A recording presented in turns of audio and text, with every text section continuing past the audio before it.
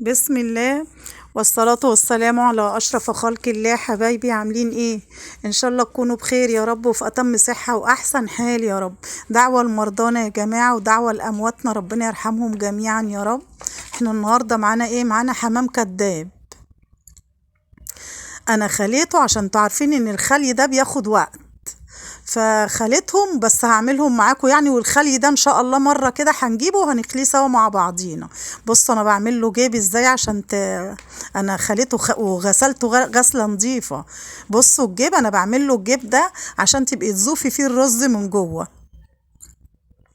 احنا كده غسلناه غسله كويسه. بص الجلده دي خلي بالكم ليها دور، خلي بالكم من الجلده دي عشان الجلده دي ما تتقطعش، عشان لو اتخرمت هتبخ الرز منها. كده بقى ايه، دي ورقة بقدونس دي بشيلها. كده بقى يا حبايبي ايه، هنصفي شوية مية كده منه، وبعدين نحط له ايه بقى المحلول بتاعه. نحط له الحاجات اللي احنا بنحطها في مية المحلول دي. هنحط معاكم ايه؟ هنحط حبة جنزبيل، ونحط حبة ملح، ونحط عصرة ليمونة. تعرفين ان الحاجات دي بتنكه طعم الحاجة يا جماعة. ونحط حبة خل كمان، ونسيبهم بقى كده يا جماعة ايه لما يتنقعوا شوية. انتوا عارفين الحاجات دي بتخلي حتى طعم الملح جميل. وبعدين قبل كل حاجة انا بشكرك يا حاج سامي. شكرا ليك يا حاج سامي، ربنا يبارك فيك ويبارك في الشباب بتاعتك ويبارك في الست الجميلة بتاعتك. ربنا يخليك يا حاج سامي، انا بشكرك من كل قلبي يا حاج سامي. يلا دي بقى احنا هنسيبها شوية كده في المحلول ده، ونشوف هنعمل ايه تاني.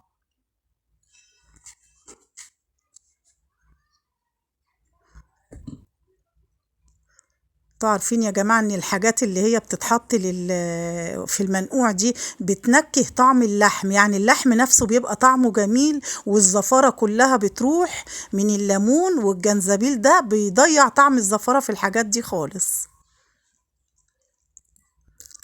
يلا بقى هنشوف ايه هنعمل ايه تاني بعد كده. ان شاء الله نحط بقى ايه حلة الرز كده على النار عبال ما نعمل الرز اللي هو اللي احنا هنحشي بيه. تكون الوراك دي إيه بقت كويسة يعني في المحلول ده، تكون طلعت الزفرة بتاعتها في المحلول ده. كده بقى طلعناها وشطفناها كويس من المحلول بتاعها، وهنتبلها بقى. عشان طبعا هنتبلها ونركنها شوية كده، برضو اللحم بيبقى في منتهى الجمال طعمه يا جماعة. هنرش ايه في الاول خالص؟ ملح؟ لا، هنرش حبهان مطحون. ده حبهان مطحون اللي انا برشه ده. وبعد الحبهان هنرش فلفل.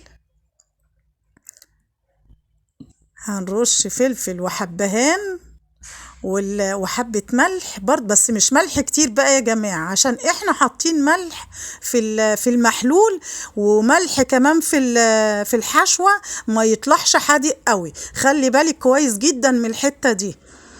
الملح يكون بسيط، عشان هو اللحم ده طبيعي شارب من المحلول اللي احنا حاطينه فيه، شارب من التحديقة من الملح اللي احنا حطيناه.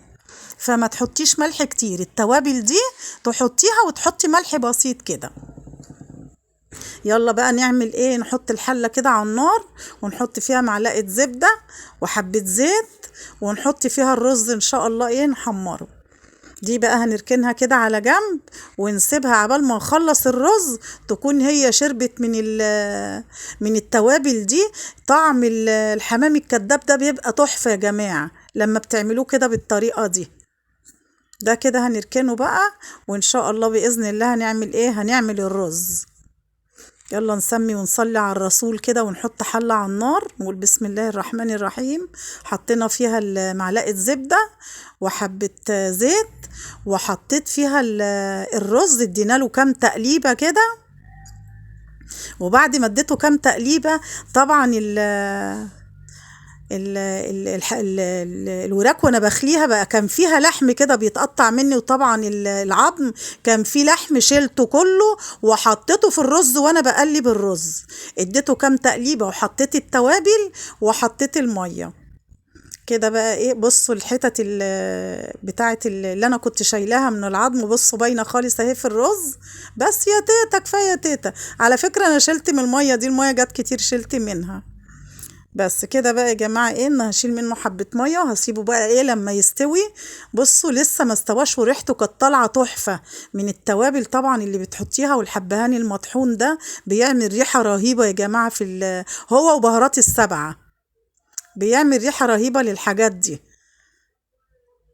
كده بقى ايه، انا هغطيها واسيبها تستوي، وبعد ما تستوي ان شاء الله هنجيب صينيه جميله كده ونبطنها، نحط فيها البطاطس دي تبطينه عشان ما يتلسعش بس من تحت. كده حطينا بطاطس، خرطتها وحطيت غسلتها غسله كويسه وحطيتها في الصينيه.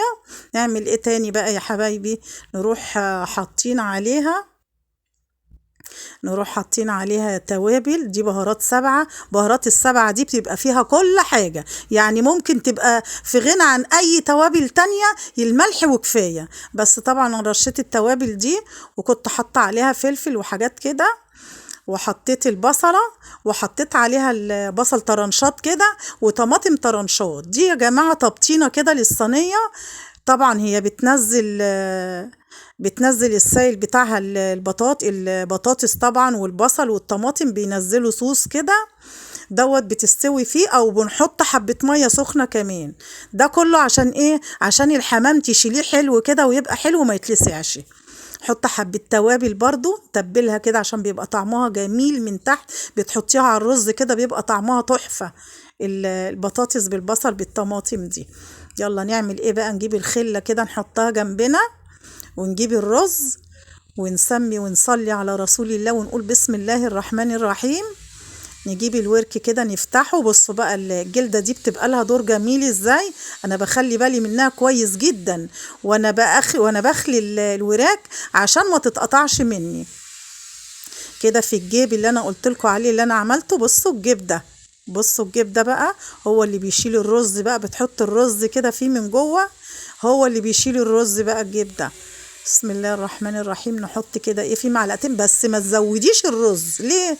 تعرفي تلفي في حته، اصل هي الجلده كلها حته صغيره، عشان تعرفي تلفي الورك كويس، ما يتفتحش منك، ما يطرشقش منك. كده رز كفايه قوي عليه. بصي بقى تروحي لما الجلده كلها كده على بعضها، ونسمي كده على الرسول، ونروح جايبين الخله وتروحي ايه، بصي، وتروحي بقى ماسكاه مجبساه بالخله دي. بصوا يا جماعه، ما تخليش حته بالخله، واقعدي من هنا لهنا من هنا لحد ما تطلعيها في الاخر خالص. والحته بقى اللي قدام دي كسرت الخله عشان تبقى حته صغيره، ورحت برضو مقفله بيها. بصوا الجمال بقت عامله ازاي. بصوا، انا كنت مره خليته بره، خليته يخليلي الوراك دي، خلاها لي بطريقه فظيعه، وهو بتاع فراخ قطع لي الجلده وشلفطهولي. ويوميها كمان انا ما عملتوش، انا قطعته كده وعملته حاجه تانية ببصل وطماطم كده. انما لما انا بجيبه واخليه في البيت بعمله زي ما انتوا شايفينه كده. نحط الورك التاني، عملته وخلصته. ونعمل بقى الاخير معاكم برضو. تحطي من جوه كده معلقتين رز في الجيب ده، ومن بره كده حطي ايه الحبه كمان اللي فاضلين كلهم انا هحطهم على العموم. يعني ايه، هي الجلده كبيره معايا وبعرف المها كويس.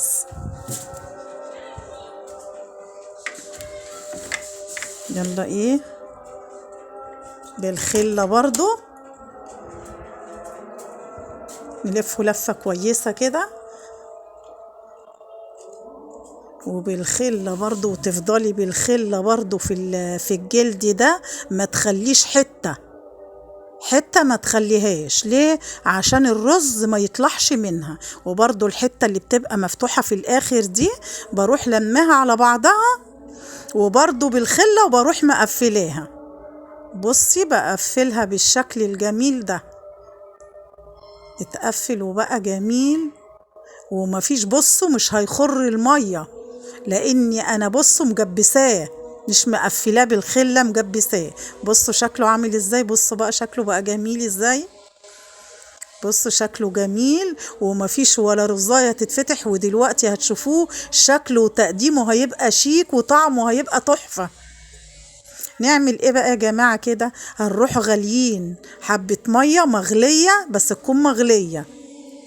ولو عندك الفرن بتاع عندك فرن البوتاجاز ويكون حامي، حطيه غطيه بورقة الفويل وحطيه في الفرن. مش حامي، روحي من على الوش زي كده، روحي حاطه الميه السخنه. لازم حبه الميه السخنين دول برضو عشان الصوص اللي هينزل مش كفايه لتسويه البطاطس وتسويه الوراك. تروحي حطاه من فوق على البوتاجاز شويه، وبعد ما تحطيه من فوق نص كده، يعني يستوي نص واحده كده، روحي شايلاه حاطه عليه ورقه الفويل وفي الفرن على طول، هيطلع تحفه. هنا بقى ايه، حطينا معلقه زبده، يادي الزبده، وحمرنا فيها السوداني، وحطينا الرز اللي فاض، وحطينا عليه الحمام. ايه رأيكم بقى في الجمال ده؟ صحة والف هنا على اللي شاف وعلى اللي هياكل، صحة والف هنا عليه، وسلام عليكم، واشوفكم في فيديو جديد ان شاء الله.